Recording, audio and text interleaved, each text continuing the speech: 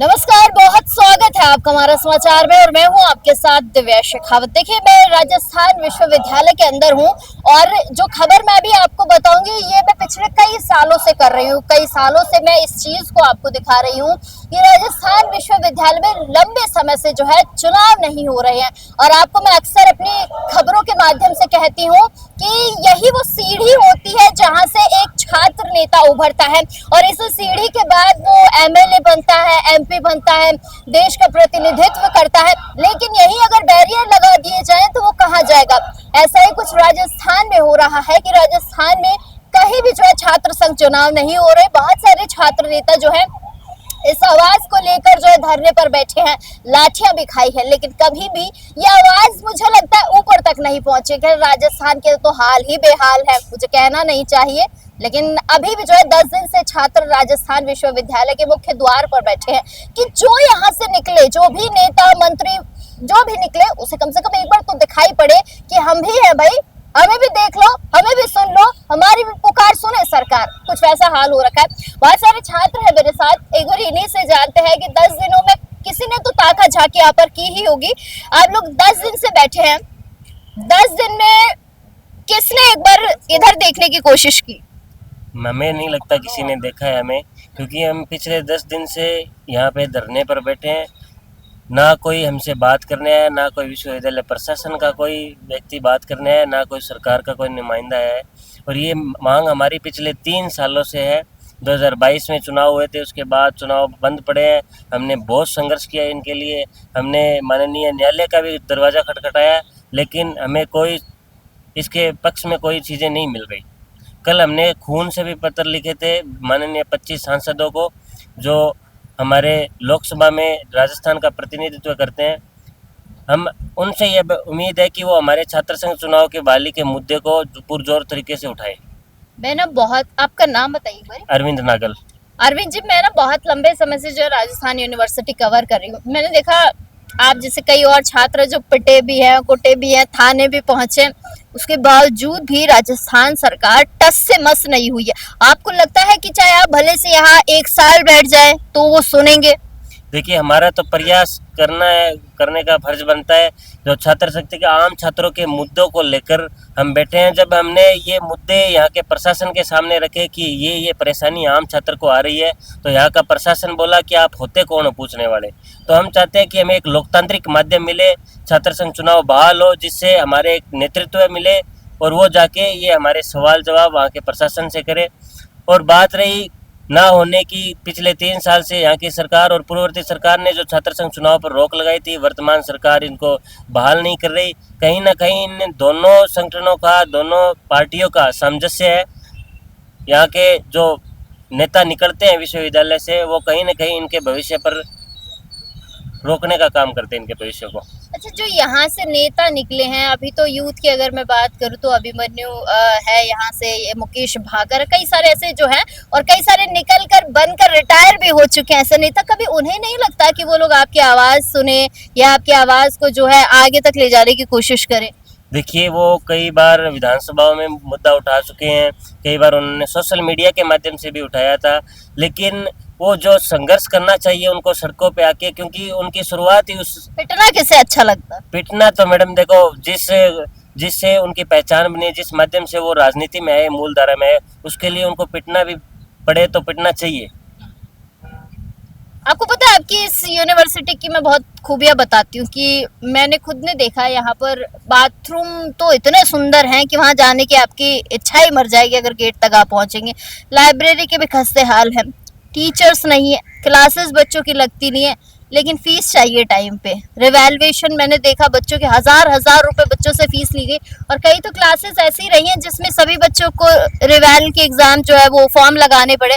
क्या कहेंगे, कहाँ से ये राजस्थान यूनिवर्सिटी जो है बिल्कुल ठीक लगती है? राजस्थान यूनिवर्सिटी प्रदेश की सबसे बड़ी यूनिवर्सिटी है और इसके अंदर जैसा आपने बताया, यहाँ की जो व्यवस्था है वो भ्रष्टाचार के हाथ भेंट चढ़ चुकी है। चाहे हम बात करें यहाँ के जो टॉयलेट्स हैं, चाहे यहाँ की बात करें जो पुस्तकालय हैं, लाइब्रेरी है। लाइब्रेरी का जो बजट है वो करोड़ों का है, लेकिन उसके अंदर मात्र 2 हॉल खुल रहे हैं। और जो क्लासरूम्स हैं वो उनके अंदर से छतें गिर रही है।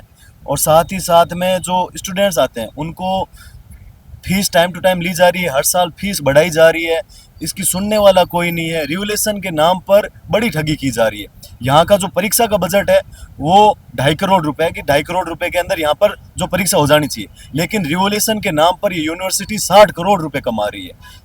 और साथ ही साथ में रिवोल्यूशन को एकमात्र पैसा कमाने का जरिया बना रखा है। यूनिवर्सिटी की जो सुनवाई करने वाला यहाँ पर कोई नहीं है। यहाँ के जो नेता आए थे, जो पूर्व छात्र संघ अध्यक्ष हो या जितने भी हैं, उनको जो यूनिवर्सिटी से लेना था वो लेकर के चले गए। वर्तमान के अंदर राजस्थान यूनिवर्सिटी की सुनने वाला कोई नहीं है, धनी धौरी कोई नहीं है। आज आम छात्र यहाँ पर भटकने को मजबूर है। उनके साथ में चाहे परीक्षा की बात हो, चाहे परिणामों की बात हो, चाहे उनके प्रवेश की बात हो, तो वो हर चीज के अंदर उसको आज समस्याओं का सामना करना पड़ रहा है। अच्छा भैया, आपसे एक सवाल पूछूं, जवाब दोगे? आपके इस विश्वविद्यालय में जो सचिव हैं या जिनको प्रिंसिपल मैडम कहा जाता है, कभी देखा उनको आपने? प्रिंसिपल जो आपकी वीसी हैं। वीसी से हाँ 2-3 बार मिले हैं, और जो स्टूडेंट्स हैं उन्होंने तो मुझे लगता है कि वीसी को कभी देखा ही नहीं होगा कि हमारी वीसी मैम दिखती कैसी हैं। हमारी वीसी मैम का काम है घोटाले करना, और जो आम छात्र गांव के परिवेश से जो छात्र आते हैं उनसे कैसे भी करके पैसे हेंटें और अपना पेट भरें, वो काम बचा है उनके। अच्छा, गांव जो ढाणियों से, गांव से जो बच्चे मेहनत करके एक सरकारी कॉलेज में आते हैं इसलिए कि भाई उन्हें थोड़ा फायदा हो, पर मैं इतने साल से इस यूनिवर्सिटी को कवर कर रही हूँ, मुझे यहाँ पर हर बच्चा परेशान ही नजर आता है।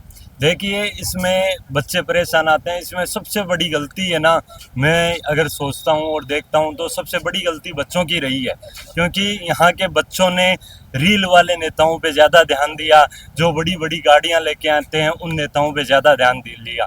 उन नेताओं ने सिर्फ और सिर्फ अपनी दुकानें जमाई और किसी ना किसी नेता को भाई साहब बनाया और उसके पीछे लग गए। उनका काम था कैसे भी करके पैसे कमाएं और यहाँ से जाएं।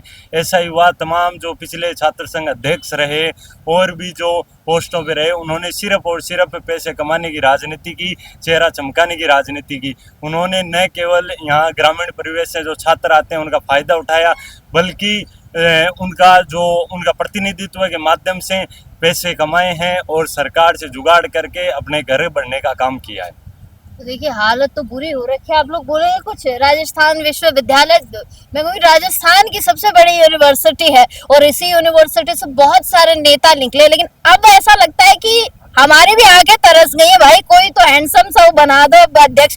कभी लगता है कि वापस जो है चुनाव जल्दी होंगे? देखो, फिलहाल तो ऐसा लगता है कि सरकार का कोई मूड है नहीं अभी। पूर्ववर्ती सरकार और वर्तमान सरकार, इनकी पूरी मंशा है कि चुनाव ना हो।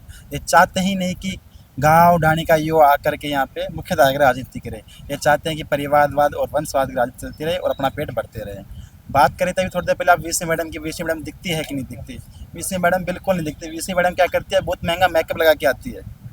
हाँ, महंगा वो मेकअप कहीं बाहर धूप में खराब ना हो जाए। कभी मैंने कभी बाहर देखा ही नहीं वीसी मैम को। मैं पिछले थोड़े दिन पहले, 2 महीने पहले भूख हड़ताल बैठा था 6 दिनों के लिए राजस्थान निवासी विभाग को लेकर, तो वीसी मैम ने मेरी तरफ झांका भी नहीं।